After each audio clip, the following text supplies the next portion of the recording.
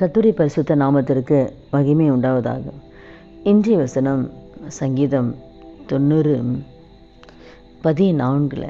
நாங்கள் எங்கள் வாழ்நாளெல்லாம் களி கூர்ந்து மகிழும்படி காலையிலே எங்களை உமது கிருபையால் திருப்தியாக்கும். அதனால் கூட இந்த வார்த்தை கேட்க நம்ம ஒவ்வொருத்தர் வாழ்க்கையிலையும் நம்ம வாழ்நாளெல்லாம் களி கூர்ந்து மகிழணும்னா, மன மகிழ்ச்சியாக நம்ம வாழணும்னா, ஆண்டவரே இந்த காலை வேளையில் உமது கிருபையால் எங்களை திருப்தியாக்குங்க ஆண்டவரே. அப்போ நம்ம சந்தோஷமாக நம்ம இருக்கணும்னு சொன்னால் அவருடைய கிருபை எப்பொழுது நமக்கு இருக்கணும். அவருடைய கிருபையால் நம்ம திருப்தி ஆகணும். அவருடைய கிருபை இருந்தால்தான் நம்ம இந்த உலகத்தில் சந்தோஷமாக நம்ம வாழ முடியும். அவருடைய கிருபை இல்லாமல் இந்த உலகத்தில் நம்ம வாழவே முடியாது. நம்ம நிற்பதும் நிர்மூலமாகாமல் இருப்பதும் அவருடைய கிருபை மாத்திரம்தான். அவர் நம்ம மேலே வைத்திருக்கிற கிருபை மாத்திரம்தான்.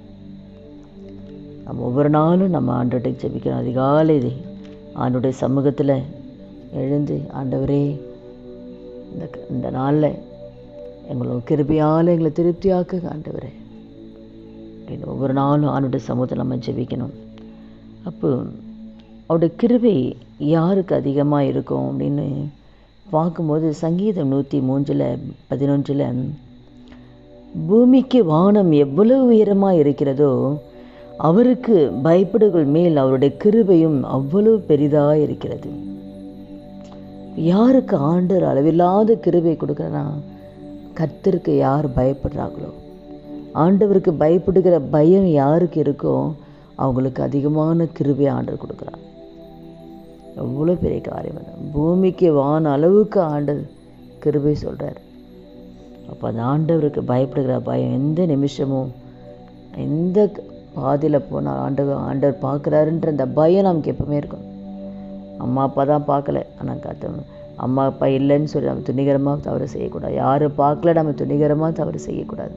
அப்போ எந்த நிமிஷமும் ஆண்டவர் நம்மளை பார்த்து கொண்டே இருக்கிறாருன்னு சொல்லி அந்த கர்த்தருக்கு பயப்படுகிற பயம் நமக்கு இருக்கும்.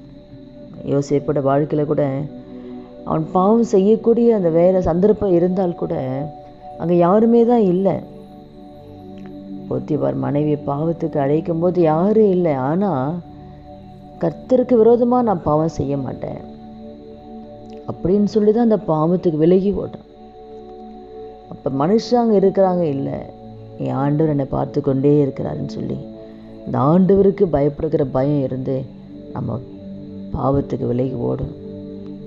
ஆண்டவருக்கு பிரிமில்லாத காரியங்களை விட்டு விலகி ஓடணும். அதை தான் ஆண்டவர் பார்க்குறார். அதனால தான் யோசேப்பு அந்த அளவுக்கு தேவனை உயர்த்திருக்கார். அந்த நேரம் யோசேப்பு வாழ்க்கையில் அவமானங்கள் வந்தால் கூட, ஒரு சிறைச்சாலை வாழ்க்கை இருந்தால் கூட, அந்த தீமையெல்லாம் தேவன் நன்மையாய் மாற்றுகிறார். ஏன்னா ஆண்டவருக்கு பயப்படுகிற பயம் அவனுக்கு இருந்தனால ஆண்டவருடைய கிருபை எப்பொழுதும் யோசிப்பது கூட இருந்தது. அவன் சிறைச்சாலை இருக்கும்பொழுது கூட கர்த்தர் அவன் கூடவே இருந்தார். இந்த நாளில் கூட இந்த வார்த்தை கேட்குற ஒவ்வொருத்தர் வாழ்க்கையிலையும் கர்த்தருக்கு பயப்படுகிற பயம் நமக்கு எப்பொழுது இருக்கும் பொழுது தேவனுக்கு பிரியமில்லாத எந்த ஒரு காரியத்தையும் நாம் செய்யக்கூடாது, பேசவும் கூடாது. ஏன்னா எல்லாவற்றையும் பார்க்கிற கர்த்தர் நம்மை பார்த்து கொண்டே இருக்கிற அந்த பயம் எப்பவுமே இருக்கும்போது அவருடைய கிருபையால் நம்மை திருப்தியாக்குவார். அவருடைய கிருபை, பரிபூர்ணமான கிருபை நம்ம மீது, நம்ம குடும்பத்தின் மீது இறங்கும். நமக்கு தன் தகப்பன் தன் பிள்ளைக்கு இறங்குவது போல இறங்குவாராம். ஆண்டவருக்கு பயப்படுங்க. அதனால் இந்த வார்த்தை கேட்குற ஒவ்வொருத்தர் வாழ்க்கையிலும் நம்ம வாழ்நாளெல்லாம் மகிழ்ச்சியாக இருக்கணும்னா அவருடைய கிருபை நமக்கு திருப்தியாக இருக்கணும். அதுக்கு ஆண்டவருக்கு பயப்படணும். ஜெபிக்கலாமா? துதிகள் மத்தியில் வாசம் செய்கிற நல்ல தகப்பனே, இயேசுவே நாமத்தில் நம்முடைய சமூகத்தில் வருகிறோம். இந்த வார்த்தை கேட்குற ஆண்டவரை எங்களை ஒவ்வொருத்தர் வாழ்க்கையில் ராஜா நம்முடைய கிருபை தாங்கப்பா. நம்முடைய கிருபையால் எங்களை ஒவ்வொருவரையும் திருப்தியாக்கும்படியாக ஜெபிக்கிறோமாப்பா. ஒவ்வொரு நிமிடமும் கர்த்தர் பார்க்கார் அந்த பயத்தையும் நடுக்கத்தையும் கொடுத்து நமக்கு பிரியமாய் நாங்கள் வாழ உதவி செய்யுங்க சப்பா. அப்படியே கர்த்தர் எங்களை நடத்த போகிற தயவுக்காக நன்றி. இயேசு கிறிஸ்து நாமத்தில் ஜெபிக்கிறோம் நல்ல பிதாவே, ஆமீன். கர்த்தர் நாமத்துக்கு மகிமை உண்டாவதா.